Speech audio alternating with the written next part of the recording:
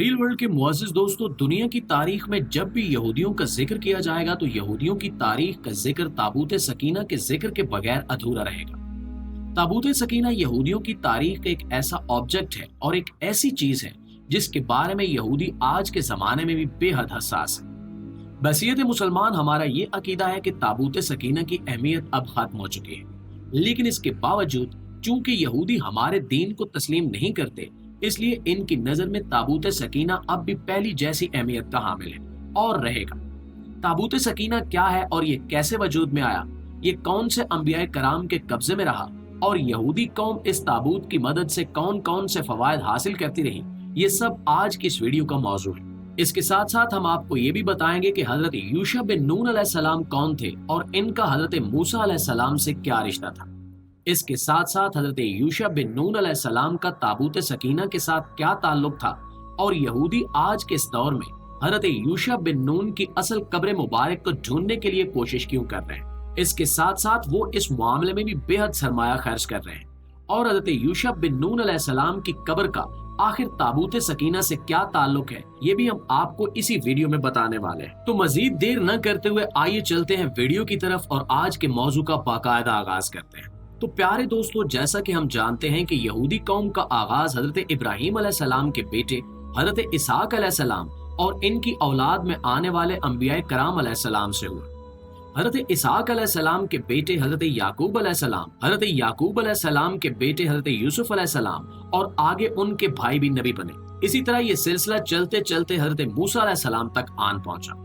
जब हजरत मूसा अलैहिस्सलाम का दौर आया, उस वक्त यहूदी गुलामी की जिंदगी गुजार रहे थे और फिरौनों के जेर असर थे। उस वक्त तक के तमाम अंबिया के तबरुकात, जिनमें हजरत याकूब अलैहिस्सलाम का कुर्ता मुबारक, हजरत यूसुफ अलैहिस्सलाम का कुर्ता मुबारक और दीगर अंबियाए कराम की यादगारें उस ताबूत सकीना में महफूज की गईं और ये ताबूत सकीना किसी महफूज मकाम पर था और यहूदी इस ताबूत को खो चुके थे।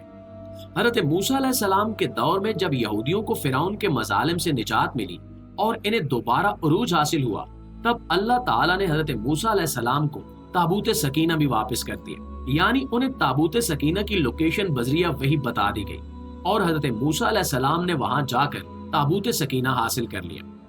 इसके बाद वक्त के गुजरने के साथ साथ उस ताबूत सकीना में हजरत मूसा अलैहिस्सलाम का आसा मुबारक भी आ गया और उसके बाद आने वाले दीगर अंबिया के तबरुकात भी उसमें शामिल होते गए, जैसा कि हजरत सुलेमान अलैहिस्सलाम की अंगूठी, हजरत दाऊद अलैहिस्सलाम की ज़रा मुबारक और उनके दीगर तबरुकात और उनकी पगड़ी वगैरह। यानी इस तरह की तमाम चीजें और अंबियाए कराम के तबरुकात उस ताबूत सकीना में मौजूद है। ताबूत सकीना के हवाले से अल्लाह ताला ने यहूदी कौम को खुशखबरी सुनाई कि ताबूत सकीना जिस मुहिम और जिस जंग में भी उनके साथ होगा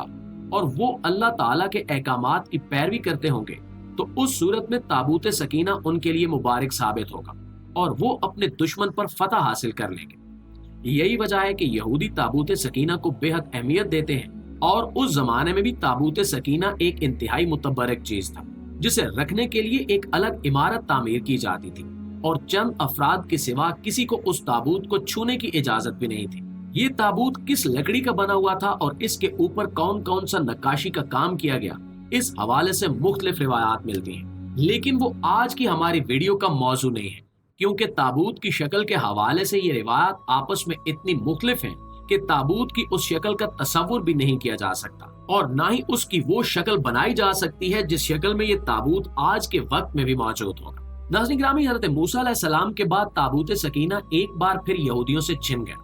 क्योंकि उन्होंने फिर से अल्लाह ताला के अहकामात की खिलाफ वर्जी करना शुरू कर दी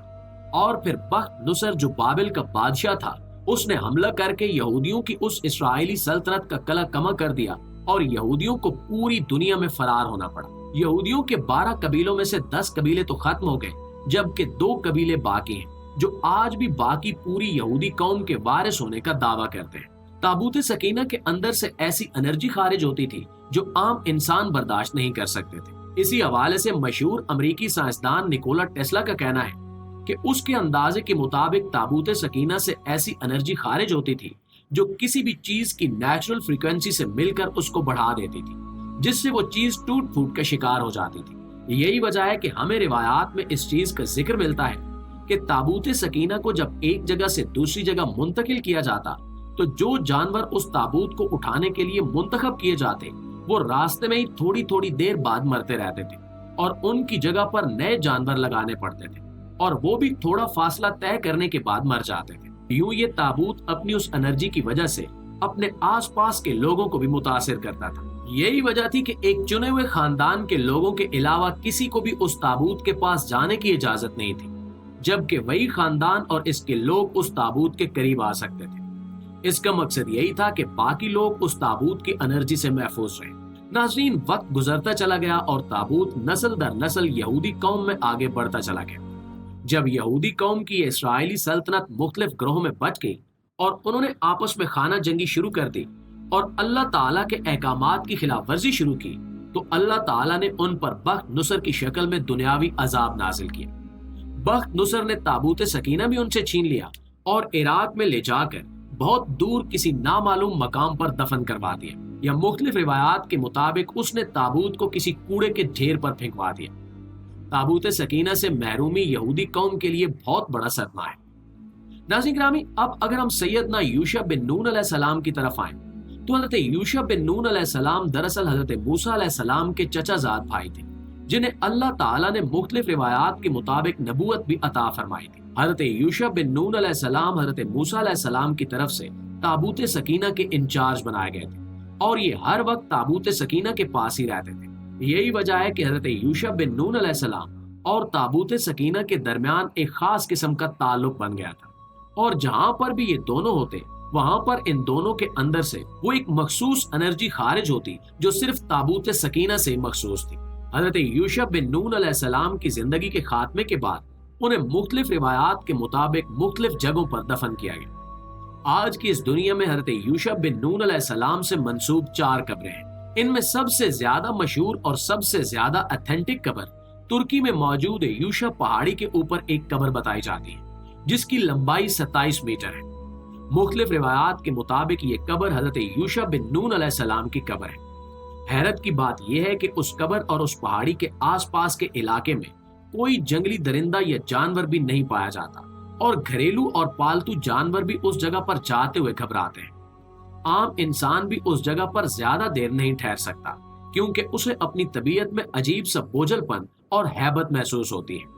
یہ تمام کی تمام علامتیں ایسی ہیں جیسا کہ حضرت یوشع بن نون علیہ السلام کی قبر کے کہیں آس پاس ہی تابوت سکینہ موجود ہو، اور اسی وجہ سے حضرت یوشع بن نون علیہ السلام کی اس قبر کو مزید مہارت سے جانچنے کا کام جاری ہے، تاکہ یہ اندازہ لگایا جا سکے کہ کیا واقعی یہ حضرت یوشع بن نون علیہ السلام کی قبر ہے یا نہیں۔